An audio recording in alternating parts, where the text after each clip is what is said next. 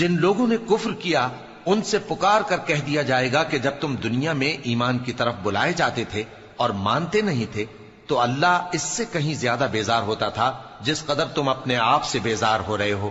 وہ کہیں گے کہ اے ہمارے پروردگار، تو نے ہم کو 2 دفعہ بے جان کیا اور 2 دفعہ جان بخشی، ہم کو اپنے گناہوں کا اقرار ہے، تو کیا نکلنے کی کوئی سبیل ہے؟ یہ اس لیے کہ جب تنہا اللہ کو پکارا جاتا تھا تو تم انکار کر دیتے تھے، اور اگر اس کے ساتھ شریک مقرر کیا جاتا تھا تو مان لیتے تھے۔ سو حکم تو اللہ ہی کا ہے جو بلند و بالا ہے، بڑا ہے۔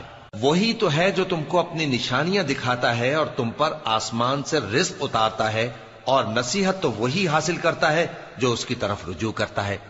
تو اللہ کی عبادت کو خالص کر کے اسی کو پکارو، اگرچہ کافر برا ہی مانے۔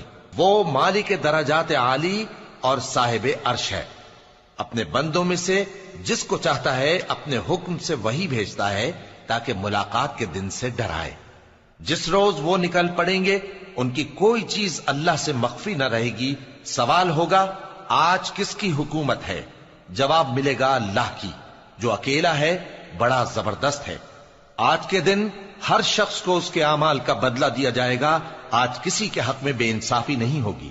بے شک اللہ، جو لوگ عرش کو اٹھائے ہوئے اور جو اس کے گردا گرد حلقہ باندھے ہوئے ہیں یعنی فرشتے، وہ اپنے پروردگار کی تعریف کے ساتھ تسبیح کرتے رہتے ہیں اور اس پر ایمان رکھتے ہیں، اور مومنوں کے لیے بخشش مانگتے رہتے ہیں کہ اے ہمارے پروردگار، تیری رحمت اور تیرا علم ہر چیز کو سموئے ہوئے ہے، تو جن لوگوں نے توبہ کی اور تیرے رستے پر چلے ان کو بخش دے اور دوزخ کے عذاب سے بچا لے۔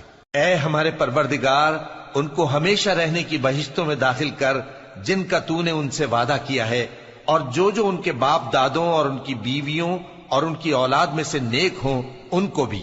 بے شک تو غالب ہے، حکمت والا ہے۔ اور ان کو بری حالتوں سے بچائے رکھیو، اور جس کو تو اس روز بری حالتوں سے بچا لے گا تو تو نے بے شک اس پر مہربانی فرمائی، اور یہی بڑی کامیابی ہے۔ جو لوگ عرش کو اٹھائے ان کو قریب آنے والے دن سے ڈراؤ جبکہ دل غم سے بھر کر گلوں تک آ رہے ہوں گے۔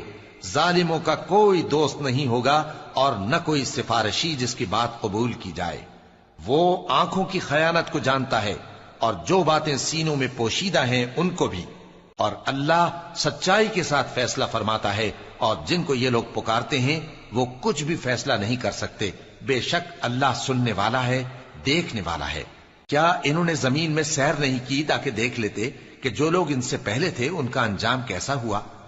وہ ان سے زور اور زمین میں نشانات بنانے کے لحاظ سے کہیں بڑھ کر تھے، تو اللہ نے ان کو ان کے گناہوں کے سبب پکڑ لیا، اور ان کو اللہ کے عذاب سے کوئی بھی بچانے والا نہ تھا۔ یہ اس لیے کہ ان کے پاس پیغمبر کھلی دلیلیں لاتے تھے تو وہ کفر کرتے تھے، سو اللہ نے ان کو پکڑ لیا۔ بے شک وہ صاحب قوت ہے، سخت عذاب دینے والا۔